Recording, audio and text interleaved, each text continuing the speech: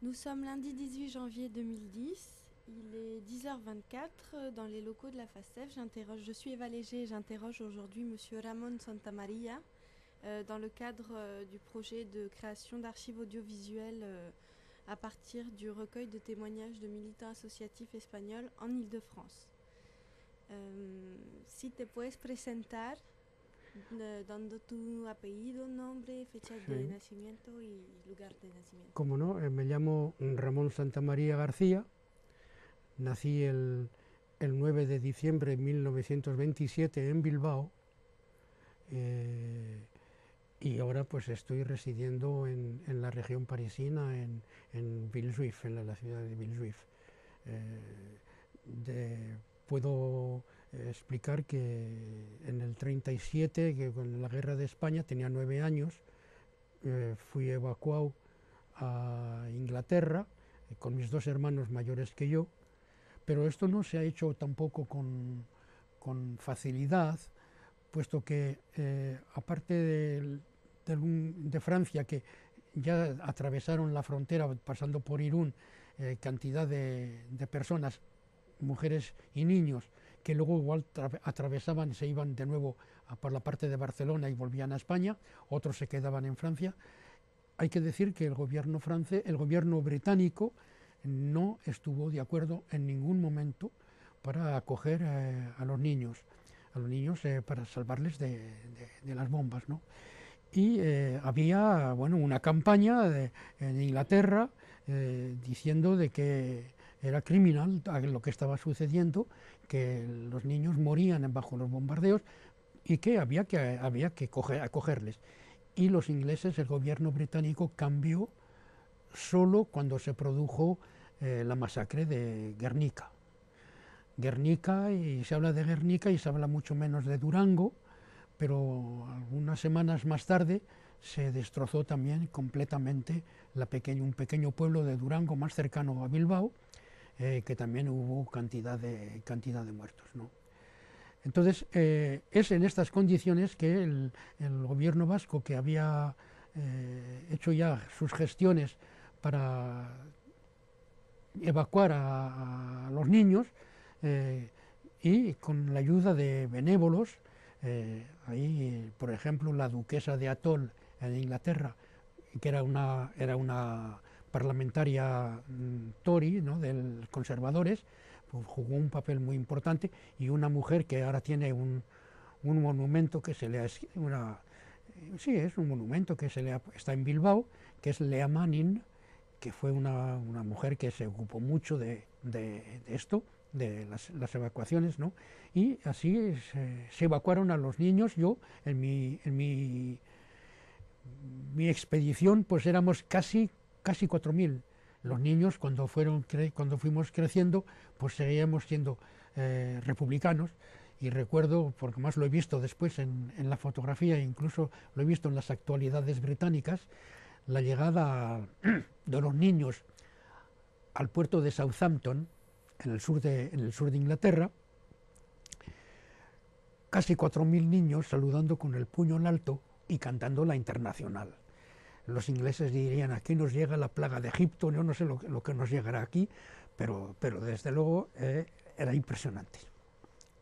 Bueno, pues así hasta que, bueno, yo tomé la decisión en el 50 de trasladarme a Francia, porque consideraba de que desde Inglaterra se podían hacer cosas, pero era más limitado, y yo quería participar de una forma más activa en la lucha contra el régimen franquista. Los partidos políticos han jugado un papel, pero también comienza a jugar un papel el movimiento asociativo, porque se han creado también, se han ido creando también asociaciones que al principio pues estaban en manos o bien de la Iglesia o bien del franquismo, de las instituciones franquistas, pero mucho en manos de la religión, ¿no? Este centro, cuando miras Santa María, no sé qué, de Jesús, esto era también era una iglesia, era tal y cual, ¿no? Entonces, se trataba de crear algo para las organizaciones políticas que había. Se trataba de crear un movimiento asociativo distinto, porque no se trataba solamente de cantar y bailar, sino de saber el por qué se está aquí y para qué se sirve, ¿no? Entonces había que dar unas ciertas orientaciones que siempre tendían a democratizar el movimiento asociativo y seguían teniendo una connotación antifranquista. Normalmente hoy día se dice no se puede hacer política, pero es que es muy elástico y es muy aleatorio, porque de todas las formas cuando te tienes que ver con la administración española, sea cual sea, y estás reivindicando, aunque no lo creas, se está haciendo política. Lo que no se hace quizás es propagar la política de un partido político a través del movimiento asociativo, pero aún y así hay algunos que no han comprendido de que se hace política cuando se come pan. De alguna forma, hablando de una forma así, ¿no? Entonces el trabajo consistió por parte de las organizaciones políticas que eran paralelas a lo que se iba creando, ¿no? de movimiento asociativo.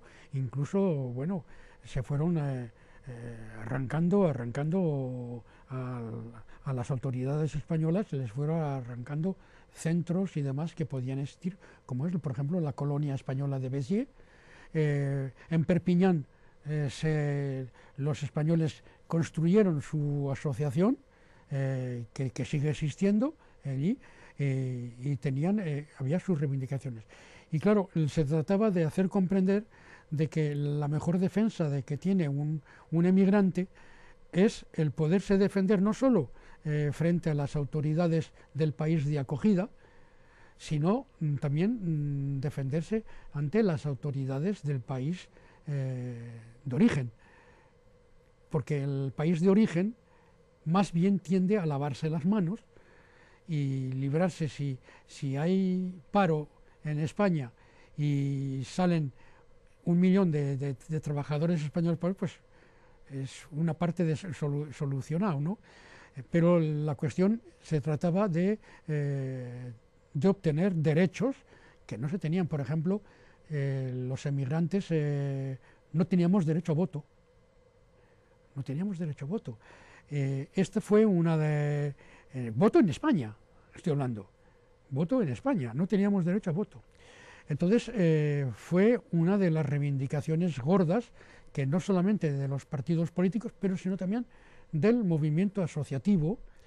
¿Y era una lucha con Iberia Cultura y con el PSE?